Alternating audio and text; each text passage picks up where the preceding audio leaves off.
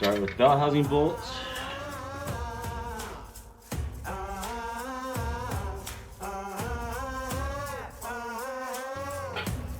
And these will get torqued to 45 foot-pounds.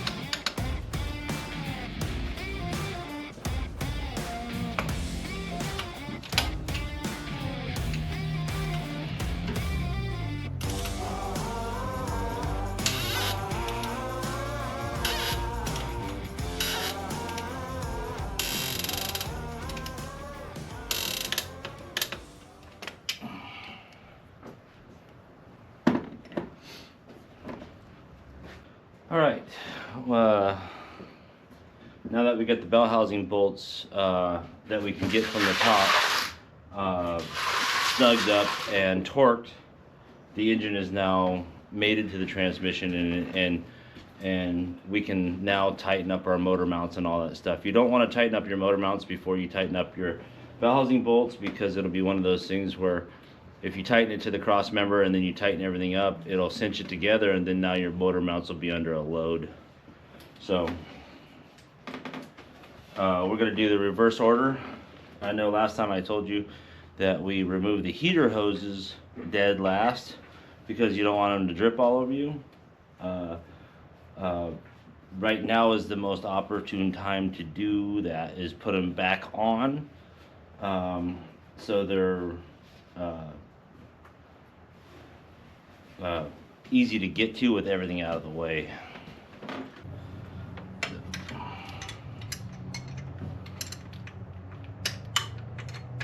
Starter's in.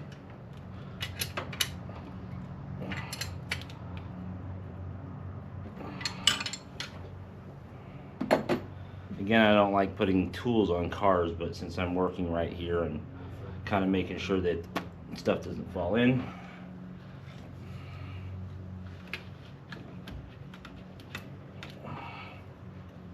So, get our heater hoses on.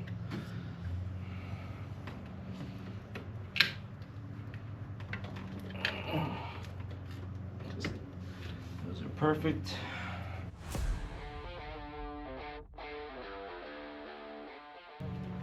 This being my first video, I've not learned how to edit yet and all that stuff, so but I'm assuming I'll be a professional at it after this episode. Heater hose is on, starter's in, starter's torqued. Now we can put our air box bracket back on. Essentially what we're going to do is we're going to work from the back forward, and then from the top down. So the last thing we will put on before we proceed, once everything underneath is done, will be the intake, and the top of the engine will go back together. We're just as of right now, we're working from back to front, from the top down, that we have that's accessible, that we can get done now.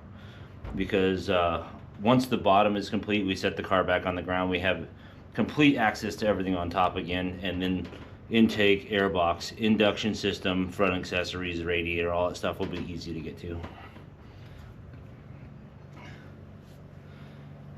There is a bolt up here with a nut, this one right here. This is your dog bone bolt, your backbone. So this will go in. We're not going to torque this or tighten it yet because we don't have our motor mounts tight yet.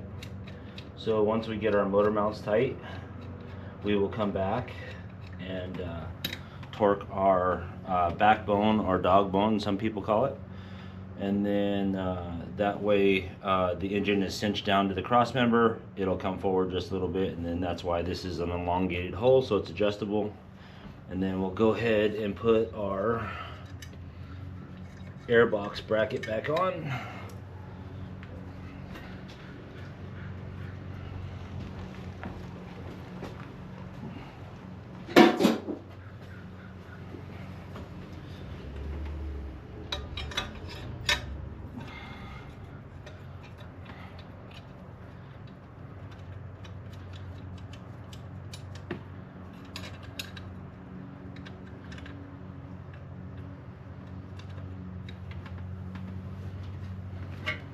We can move that table back up, that way I'm not having to go back over there again.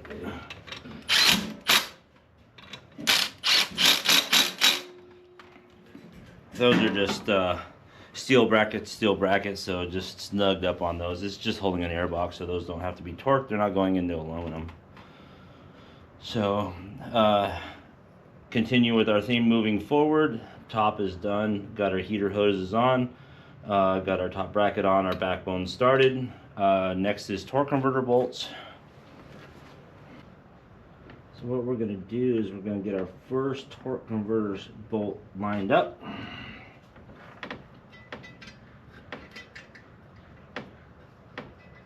Get it started.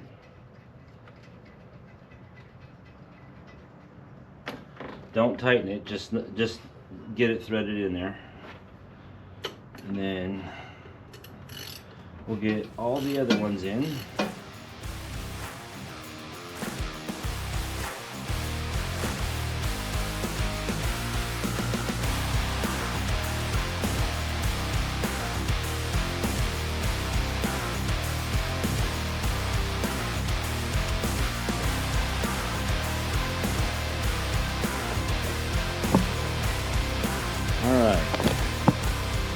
I'm gonna go underneath the vehicle now and get all those fasteners torqued up.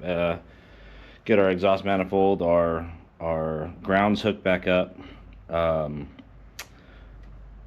our exhaust manifold, lower bell housing bolts, and get our O2 sensors back in the brackets, and then we'll set this back on the ground.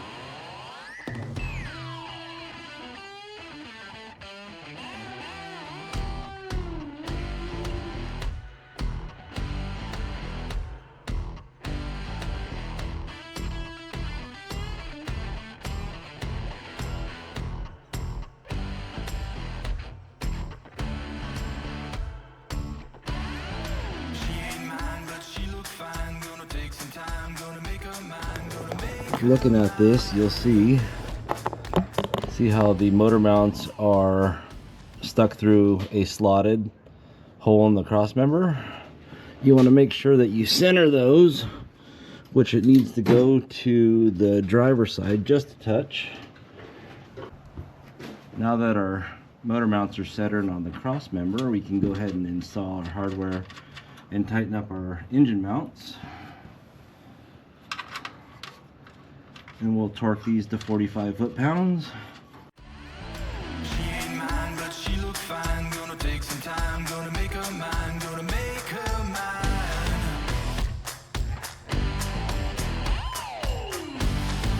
I'm the man, I got the plan. When it hits the fan, do all I can, do all I can.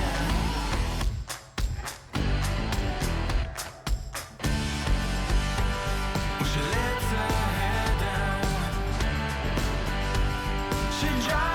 Okay, now that motor mounts are on, we can go ahead and put our exhaust manifold in place.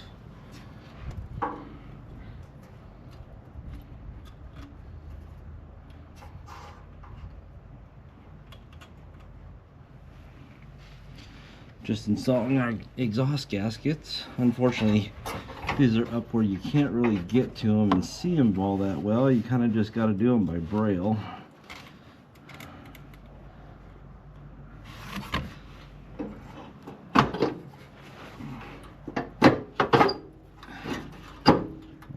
Now that our manifold and gaskets are on, they're up in there. We got our gaskets on. We just got to put our nuts on, lined up on both sides. You can see our gasket is right here.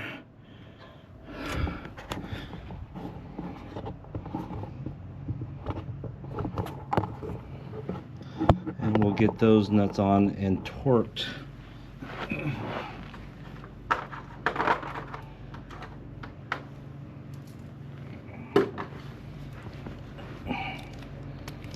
Best way to do these, get an extension in a socket, stick the nut in the socket, and just like everything else, get everything started by hand before you use an impact on it.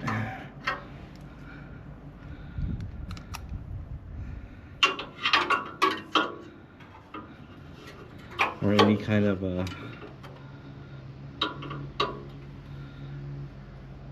electric or air tools. You do got to remember that the studs that are sticking out of the heads are still in aluminum, so you don't want to pull those studs out of the heads by over torquing these as well. I've seen it more often than not. You get a lot of Subarus in that people have used impacts on and stripped out head stud bolts, exhaust studs.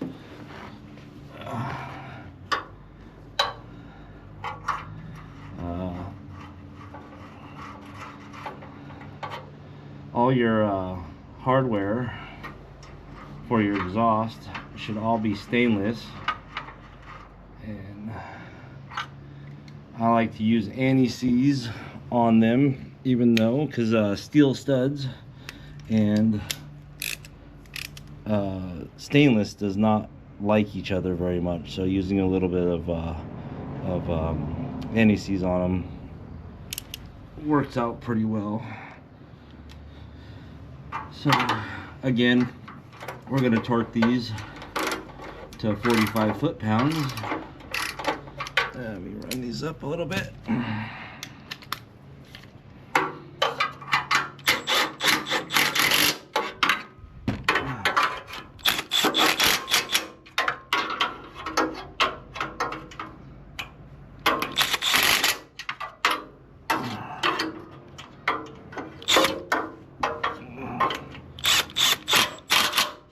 I've already done exhaust gaskets on this once, so the nuts and the studs still have anti-seize on them.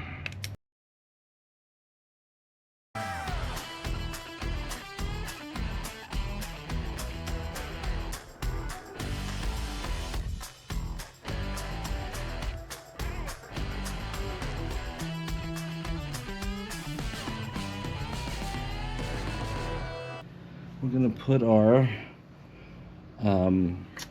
grounds back on. I don't care, it's a double dare. I ain't scared, you best beware, you best beware. This one on this side is kind of a pain in the butt to get to. They didn't hook it to the head, they hooked it to a bracket. So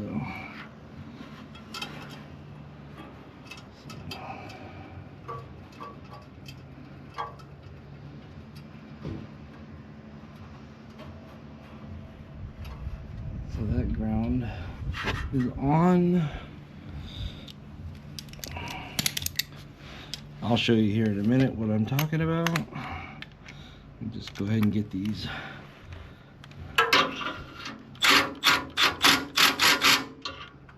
That one's tight.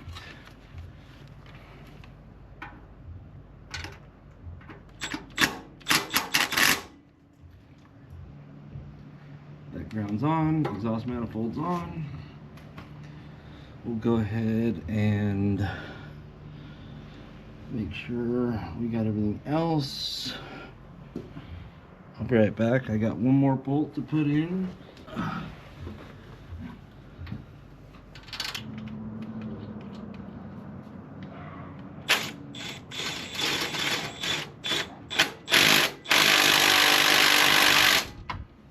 You're good.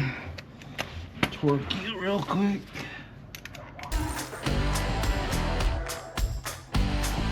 It's alright, she's in my side. I got all night, so just sit tight, so just sit tight.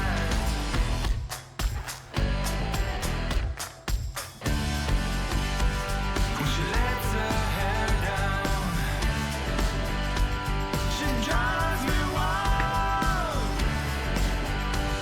And she looks in my eyes. She's in Alright, next thing we're going to do is we're going to go ahead and get the radiator installed so we can get those hooked up from underneath, get the transmission cooler hooked up, get the lower radiator hose, the fans hooked up, and we'll get this thing on the ground.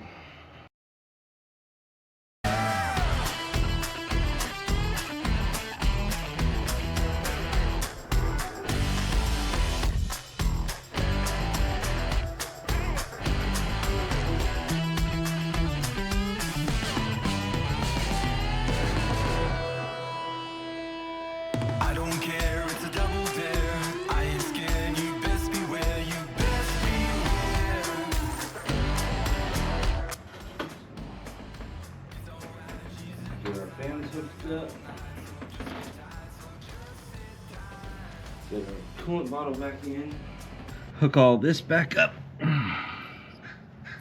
This is our trans coolers and our fans. Plug that back in. Put this back on. Bracket. All right. We're gonna pull off our looped. Remember in the beginning we looped these transmission lines so they didn't leak all over. Just put a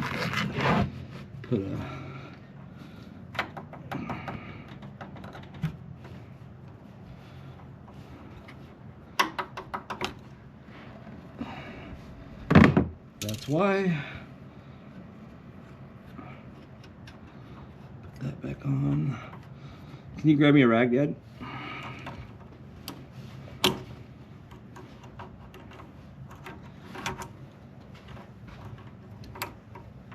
Thank you.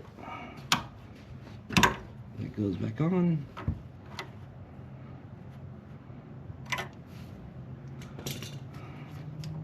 All right, our fans are hooked back up. Our transmission cooler lines are hooked back up.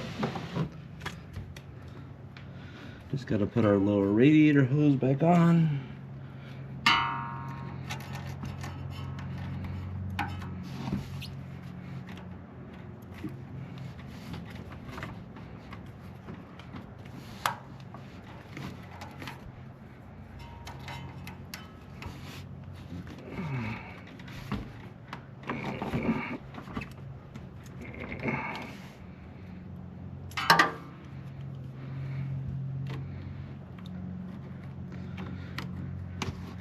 I do have the spring clamp cable tool, but I don't know why these 45-degree needle nose seem to work better, but they do. So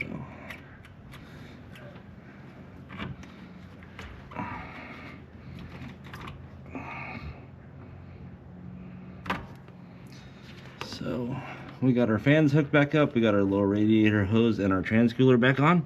We got our grounds, our exhaust manifold, and our engine mounts and our bell housing bolts all are back on. We will go ahead and reinstall this splash guard because we don't need to be under here anymore.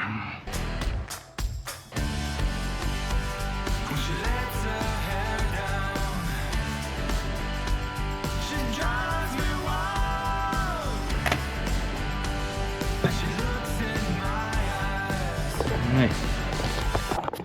So, as you can see, I got the trans coolers back on, the fans plugged back in, and the radiator hose is back on. Grounds are on, motor mounts, exhaust manifolds, and bell housing bolts are all in. Everything's torqued to spec, and we can go ahead and lower this down on the ground. Alright, I'm going to go ahead and get the car back on the ground and dive back in underneath the hood. Now that the car is back on the ground, we're going to go ahead and start dressing the top of the engine. Everything's ready to rock and roll. We're going to go ahead and clean this throttle body.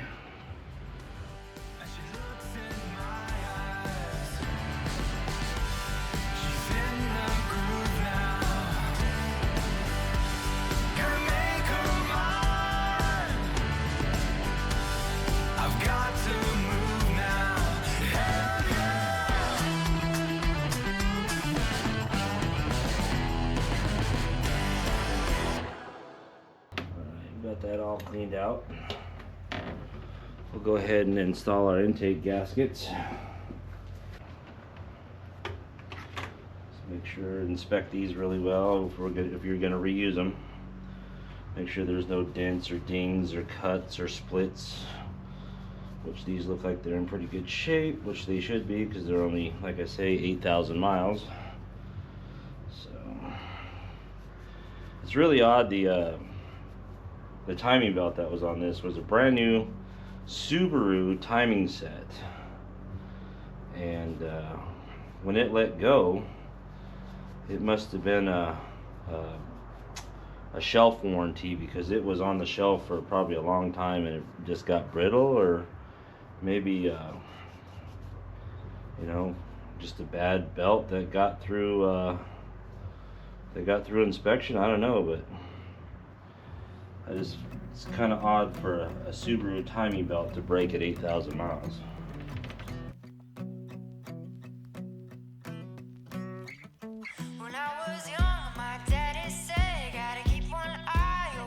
We'll go ahead and set our intake on now.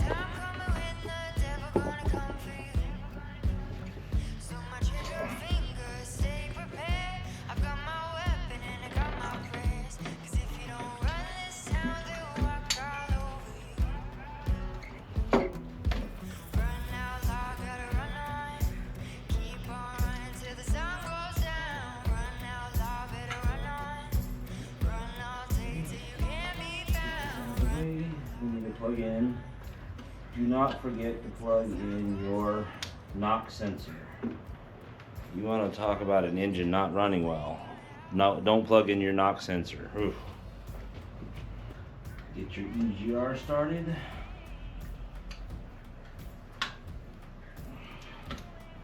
Always start your EGR without the manifold being torqued on, because the EGR tube does get a little warped from heat.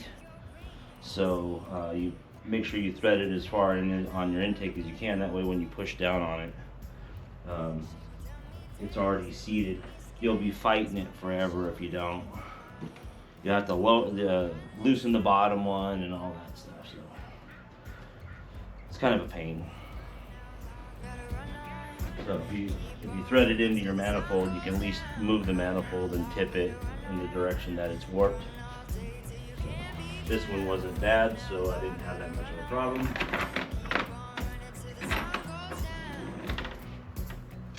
Go ahead and drop our bolts in.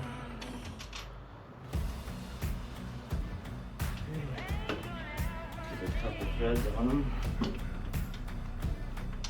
Okay, it's on now.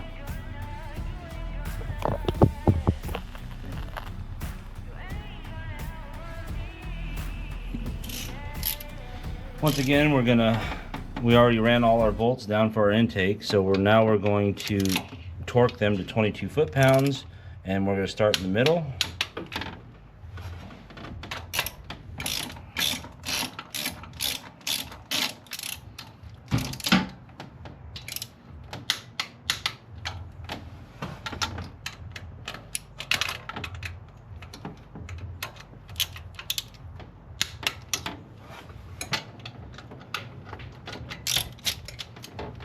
And work our way out.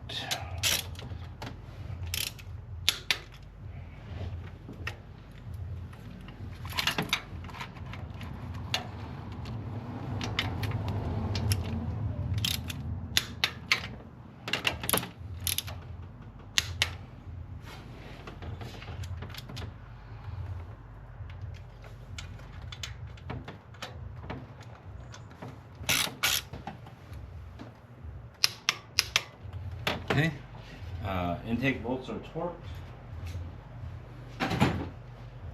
We're gonna start plugging in our accessories. Start with our O2 sensors, get those put in the bracket.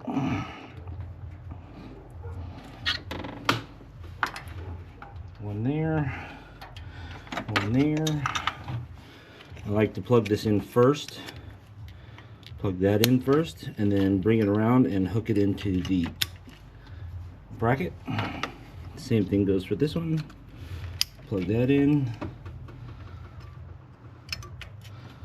slide that in, so those are in. We're going to plug in our cooler temp sensor.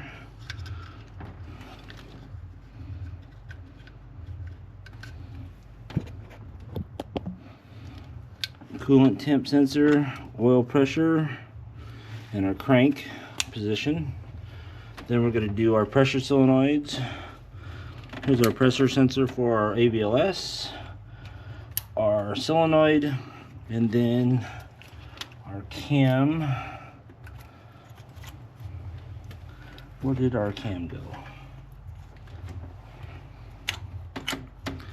There's our cam sensor. So there's our cam position, our AVLS solenoid, and our pressure sensor. Okay, oil pressure, crank position, coolant, both O2s. We're going to go ahead and slide our main harness back onto the bracket, lock it in, right? Same thing back here. We're going to plug in our AVLS solenoid, our pressure, and our temp, our AVLS temp. Okay, here's our main harness from the car. We'll take out our hardware, slide you in, lock this into place, put our hardware back in. We'll come back and tighten that. Okay. All right, we can put our spark plugs in. That goes in. This goes in. Make sure you click those in. Make sure you hear the hard click when you do that. We'll go ahead and I'll get this side real quick. That goes in. Okay.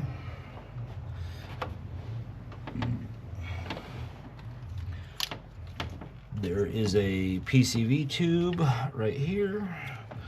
This goes on. That'll lock in. We'll get our throttle body on in a few. We'll go ahead and tighten up our backbone. We can go ahead and swing our power steering pump back over, just like that. Get our power steering bolts.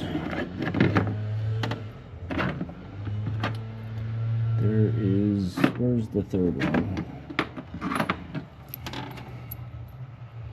So remember, these are up underneath.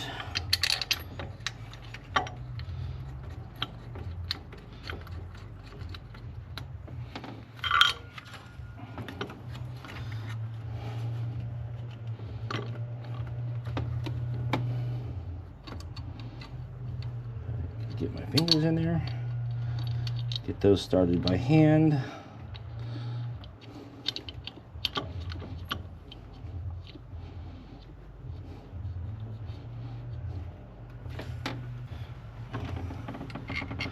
Get our power steering bracket bolt started. Get all of them started before we torque them down. Get them run down.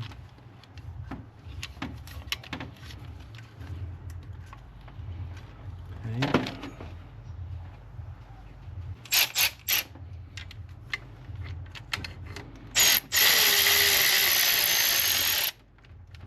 Get those in.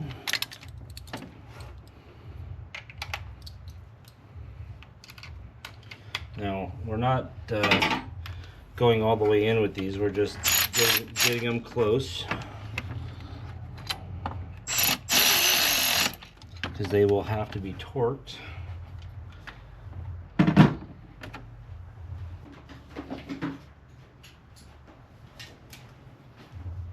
And these get torqued to 22 foot-pounds.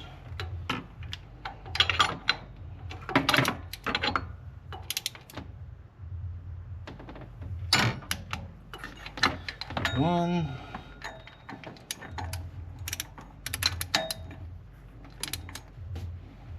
two,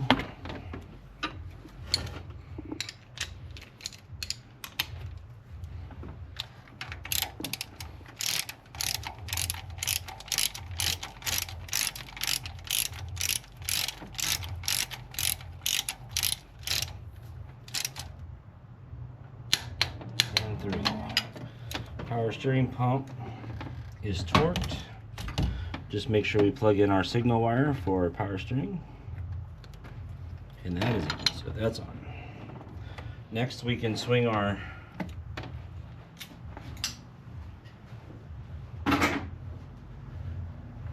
Next we can swing our AC compressor back over.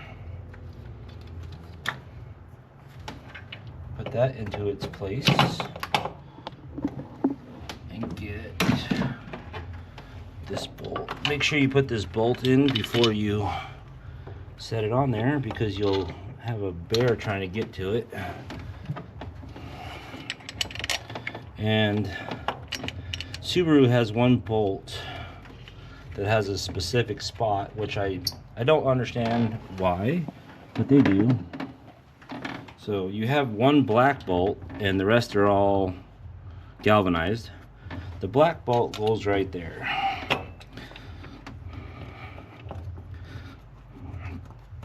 So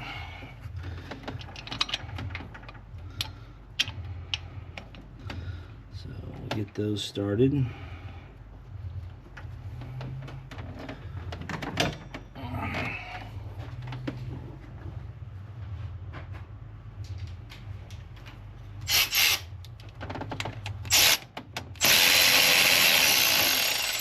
Just run them down.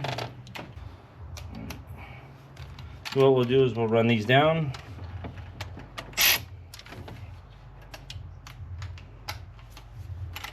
And then we'll get these torqued.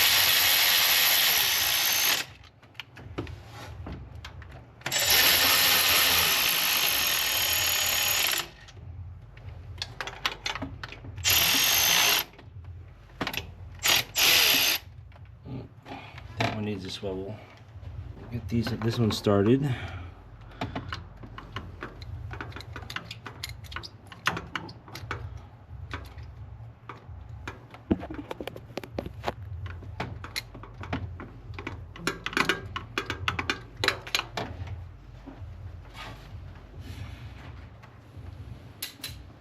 And these get torqued to 40 foot-pounds.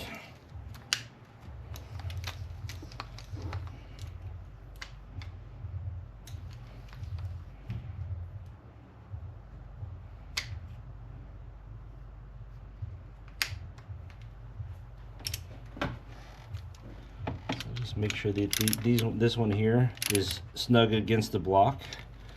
Make sure that this one is snug. Snug this one, and then go ahead and torque the back one. Now that the compressor's all the way to the rear.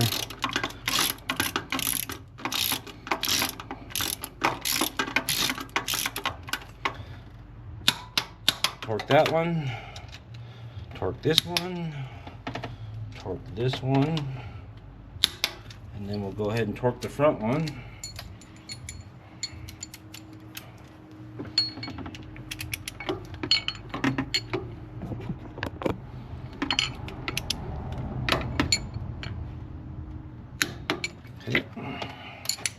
Down to 17%. All right, so we got our spark plugs in, we got our main harness in, we got all our connections in, we got our AVLS, our O2s, our coolant temp, our oil pressure, crank sensor, AVLS on this side, pressure sensor, both spark plug wires. Our EGR is tight. Our throttle body is reconnected and torqued. Those get torqued to 106 inch-pounds. Our connector is tight. Our main harness is on. Our PCV is in. Everything is done behind here. Our AC is on. Our power steering is on. These get torqued to 40 foot-pounds. This gets torqued to 22 foot-pounds. And we're ready to dress the top of the engine. We're gonna go ahead and plug in our fuel and our vacuum lines that we tucked away. Here's our power brake booster that's going on.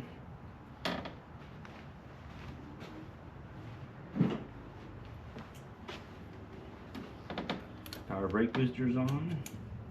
Our evap goes on.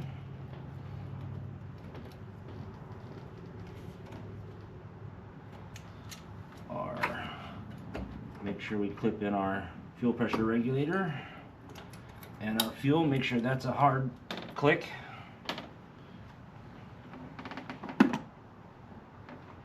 And then we'll go ahead and plug in that. Get our air box on, our rear air box.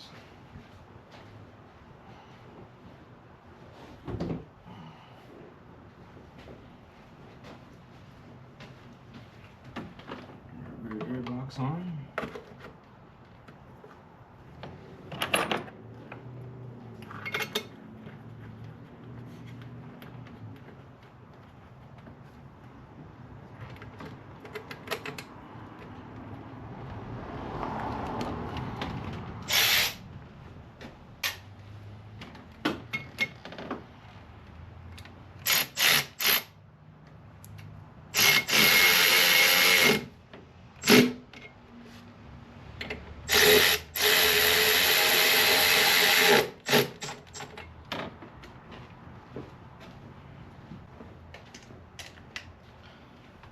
Get our clamp tight.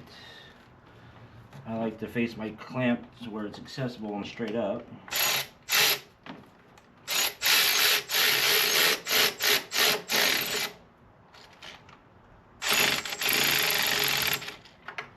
Nice and tight. Plug in our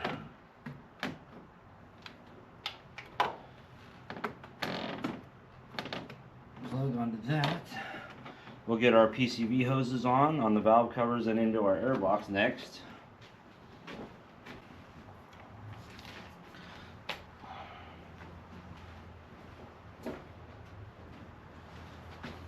What I like to do on these is when they get this old, these hoses for the PCV get a little hard on the ends. So I take just a butane torch and I just heat the ends of these up, because especially when it's cold outside they get really, really hard.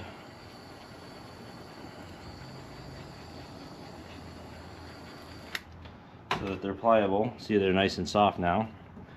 When we go to route these, get these up under here and get that in.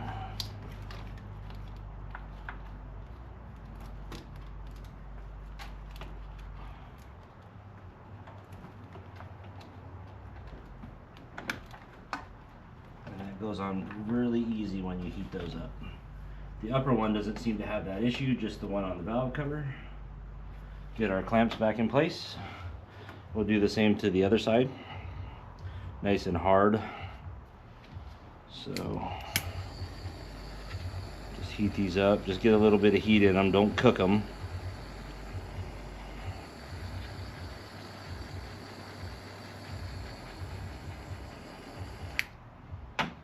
That they're nice and pliable.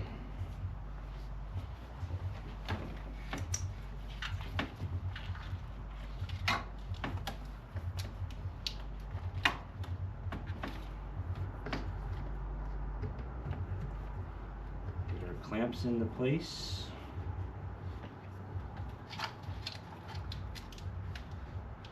Our PCVs are in place, our upper air box is in. Our evap main fuel pressure regulator and power brake booster. We can go ahead and install our upper radiator hose and our alternator. We'll get our main air box in and our air box coupling tube. Get our battery in it. Get the oil change done and fill it up with coolant. We'll get our AC stretch belt on.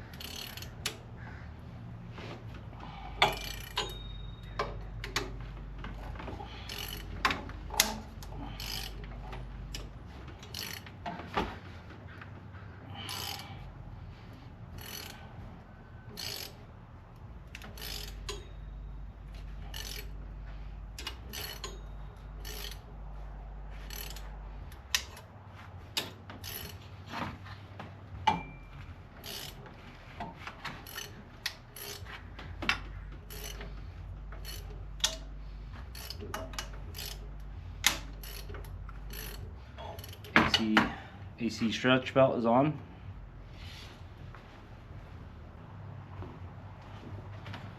We'll get our alternator power steering belt on.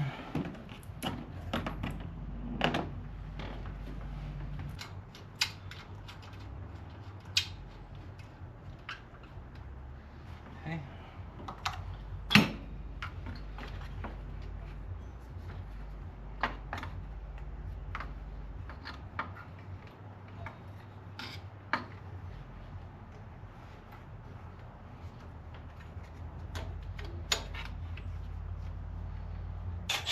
Now when you adjust these belts,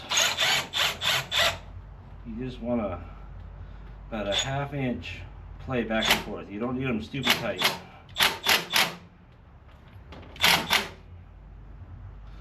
Okay. Also, this does all your belt tension. All this bolt does right here is just lock it down. So don't make it super tight. This is your bracket for your belt guard. So this also does not have to be really tight. So now that that's all on, we have our alternator and our belts on.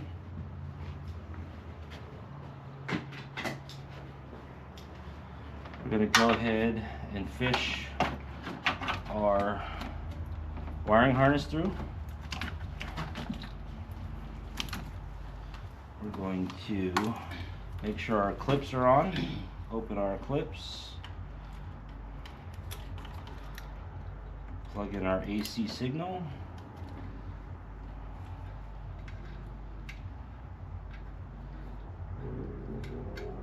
Open up our alternator.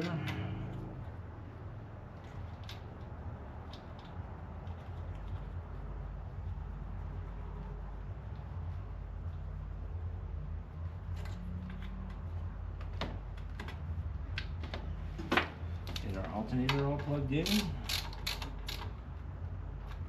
Make sure we close that so it doesn't get broke off. Can I get a zip tie from you, Dad? Somebody's already broken this clip off.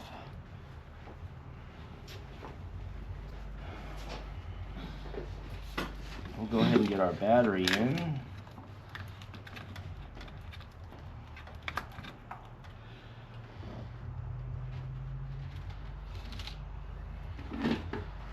Is that what you need? Yeah, just the one. This is, evidently somebody broke this one off. When I was taking it apart, it was already a zip tie, so. Yeah.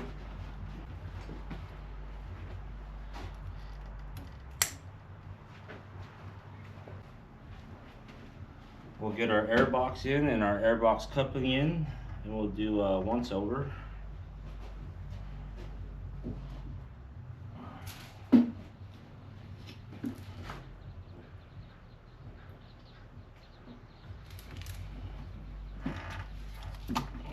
Make sure you get your plug for your mass air meter. Make sure you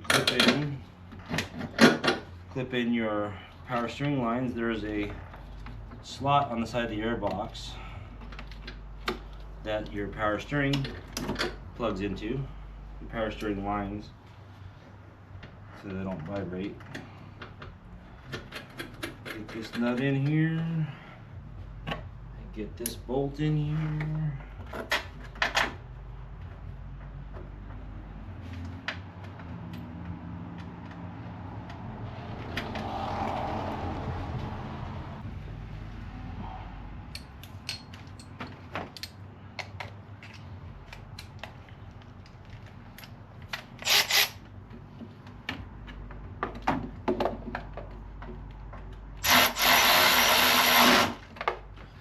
Goes in.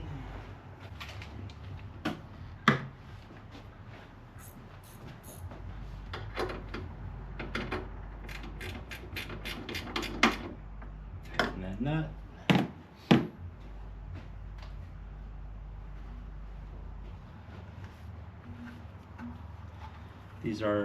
They go on a specific way. There's a little bit of an expansion chamber here.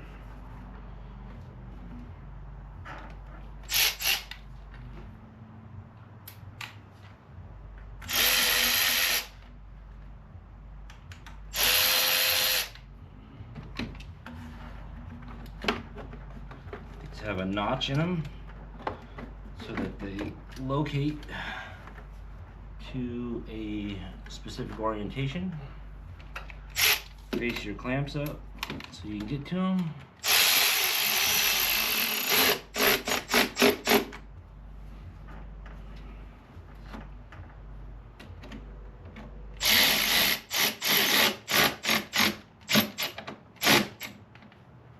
They just need to be snug, they don't need to be tight. That one's good, that one's good. Alright. Just need to put our upper radiator hose in and our battery and get it filled with coolant and oil, and we should be able to fire this thing up. Your hoses are directional, they are shaped a certain way. There is a protector on it that goes on one side.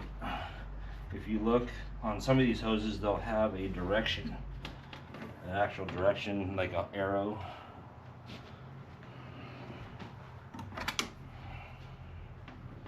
So that's right there for now, so it lines up.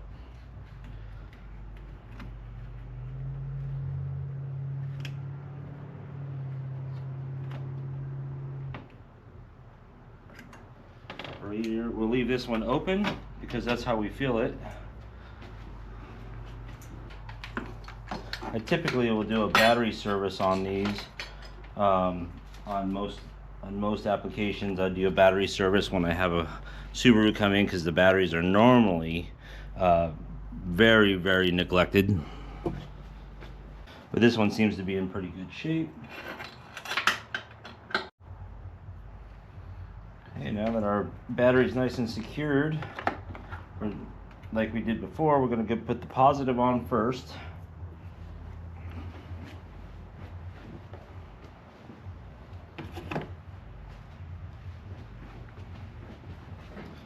Positive on first. Get it snugged up. Don't tighten them. Don't gorilla strength them on there. They don't need to be that tight. Just snug. We'll put our positive on first, and then we'll put our negative on second.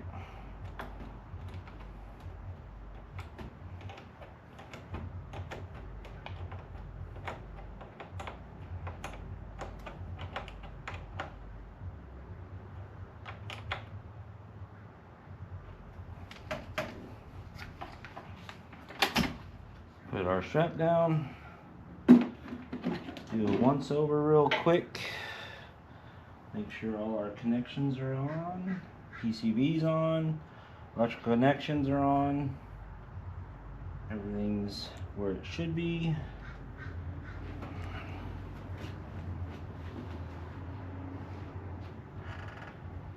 Everything looks pretty good, everything's plugged in, we look good. Alright, we can go ahead and put coolant in it.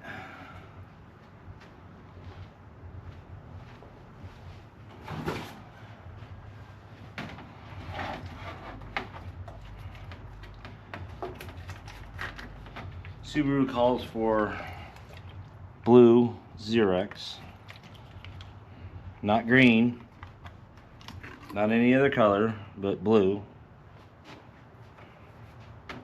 And we're going to fill this through the upper radiator hose because we want to fill the block up.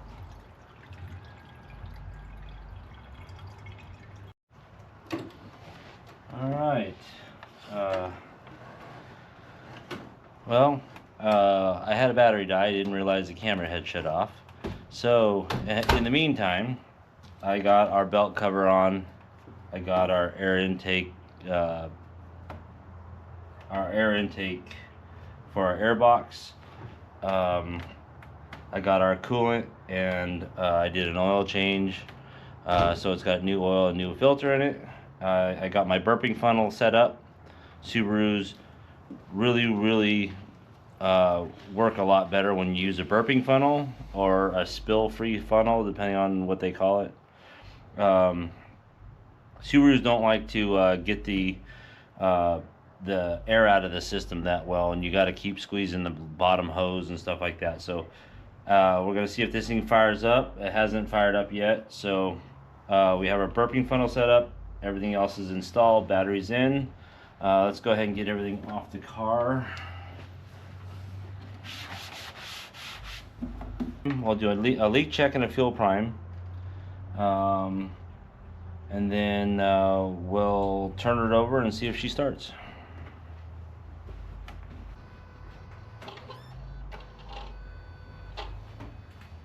Alright, we got fuel pressure.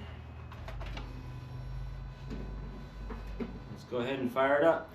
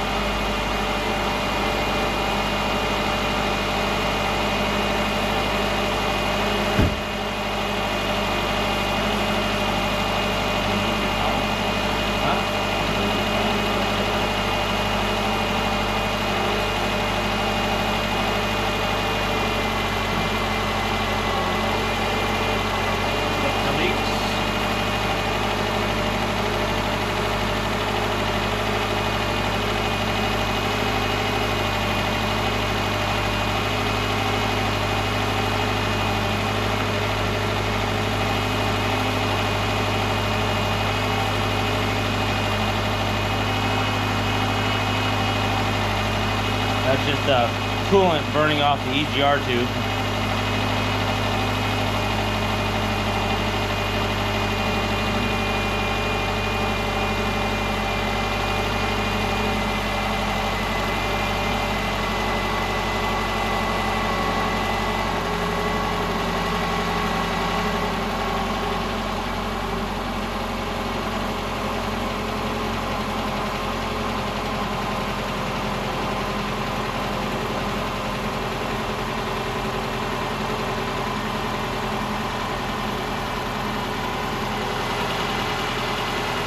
Well, she runs. We'll go ahead and let this get up to operating temperature, and then I'll show you the fan cycle and how to properly burp the system. While it's heating up, I'm going to continually squeeze the bottom hose so I can continue to get air bubbles out of the burping funnel. And you want to get all the air out of the system as best you can. You'll notice if you did something wrong with head gaskets or whatever, you'll see a continuous set of bubbles coming up after the engine is hot. Right now it's normal. We're trying to get out the air out of the system, so it's normal. So, but once the thermostat opens and the fans are cycling and you can still see a bunch of bubbles coming out of here, that means you still have a head gasket issue or a head surface issue, or the heads might be warped. This never got hot, it just broke the timing belt, so we didn't have to resurface the heads. Alright, we're continuing squeezing this bottom hose to get any air bubbles out of the system. The burping funnel is installed. Unfortunately, with these newer Subarus, they don't come with a temp gauge, so what I do is I just use my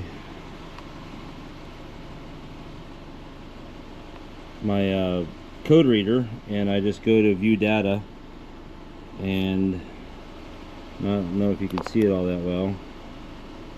There we go. And coolant temp is currently at 185. So we're waiting for the thermostat to open. Once our fans kick on, we want to make sure that the bottom radiator hose is hot, the upper radiator hose is hot, and that when the fans are blowing, that the air that's coming out of the fans is also hot. If you don't have all three of those, then you need to shut the car off, let it sit and cool down again, and re-burp the system again, because if you don't, it won't get a proper burp and you'll have air in the system and the car will continue to overheat.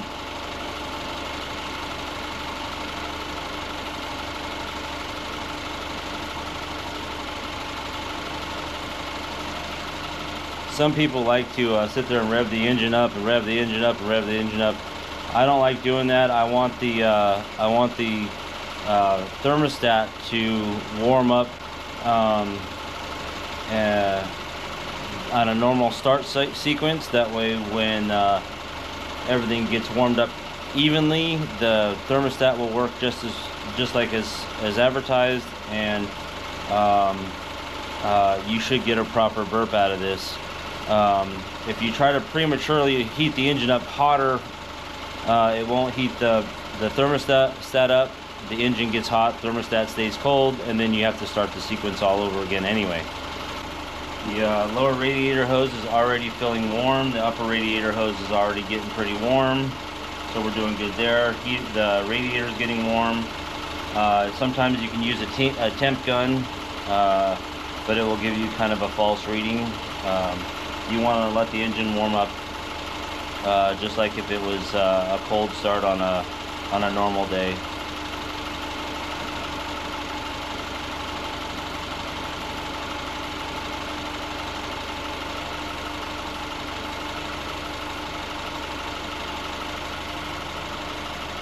These fans will kick on about 204, 206, depending on the model of Subaru that you own. This one should open up around 206, and then when the fans come on, it should drop down to about 190, 193-ish, and then it'll continue doing that cycle from 190 to 204 and back down, up and down.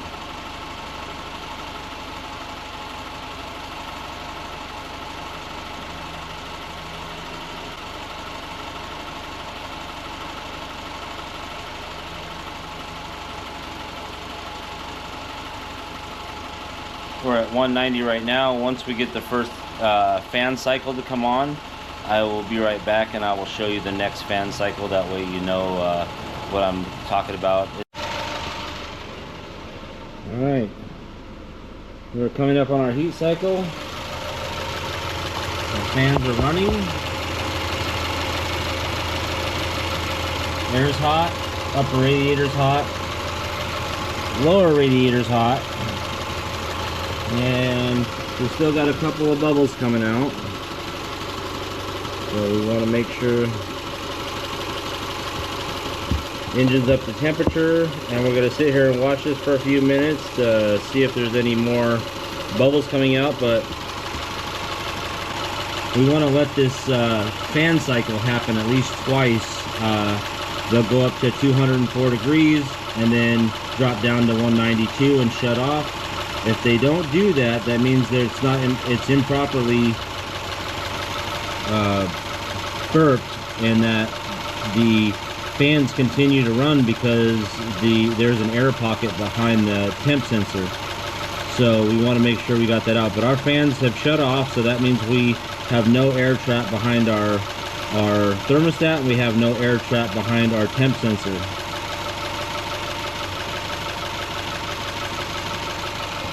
Everything else looks pretty good.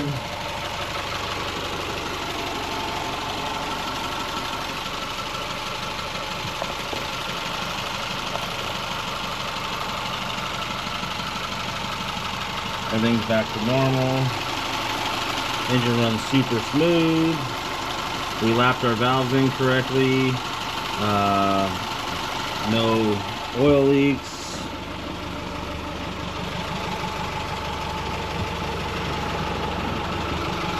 No coolant leaks.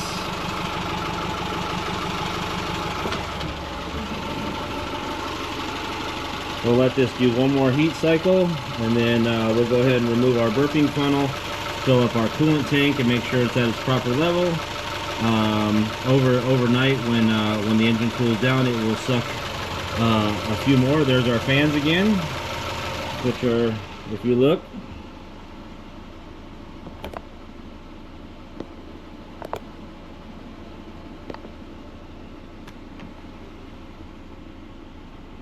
I don't know if you can see it, but they shut off at 192. Again, our fans just shut off. So that's our second heat cycle, and we're good to go. Let's get this thing all buttoned up. I'll get that coolant tank filled, pull off our burping funnel, and let's go for a drive.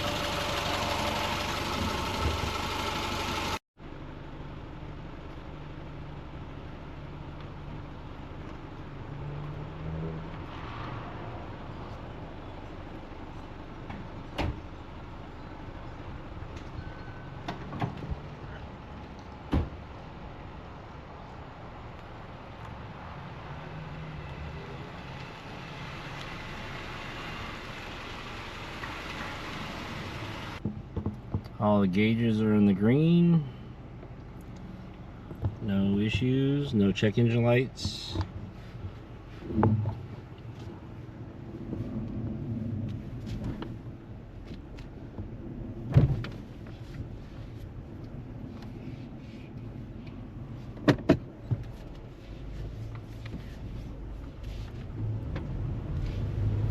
Take this thing down the road.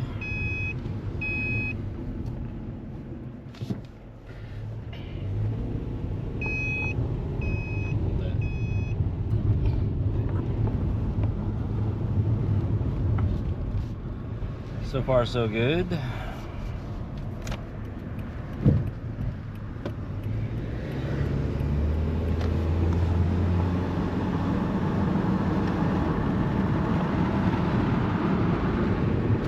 Drives pretty well.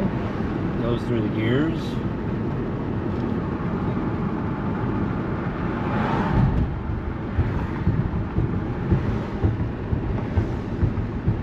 Go for a little spin down the end of the block here and back around.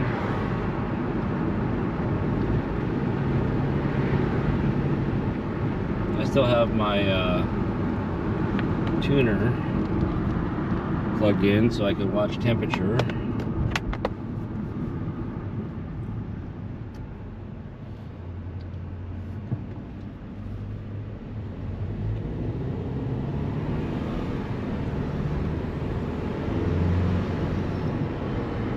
Unfortunately, everything in this town is 30 miles an hour, so we can't really get going too quick until we get out of town, which we'll go out of town on a different day.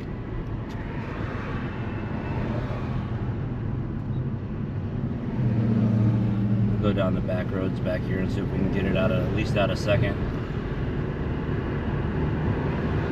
And go to Smith River over the bridge.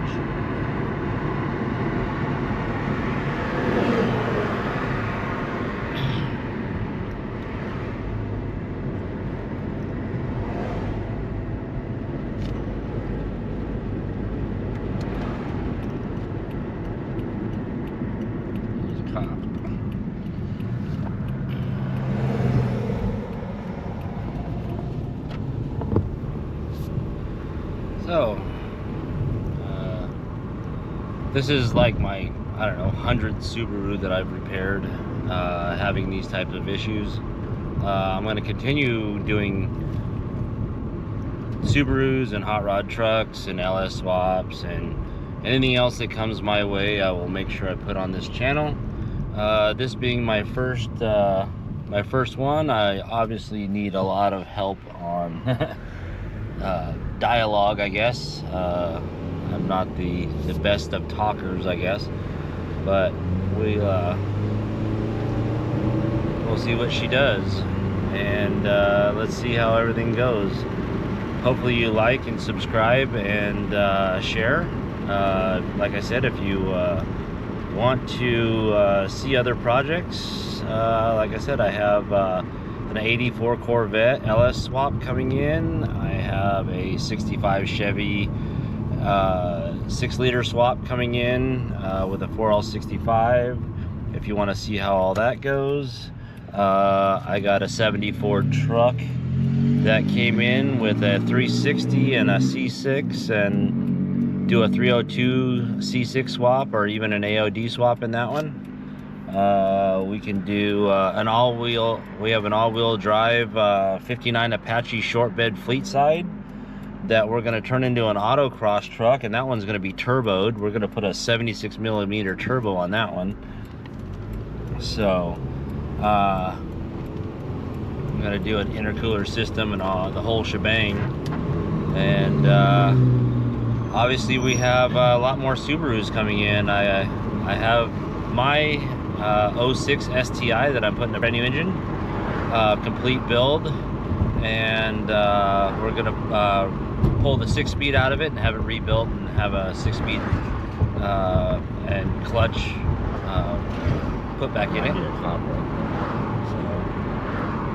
But yeah, put in the comments below what you think. Obviously, like I said, I'm not the best at this, so I will get better, and hopefully you follow, subscribe, and comment below, and share with others.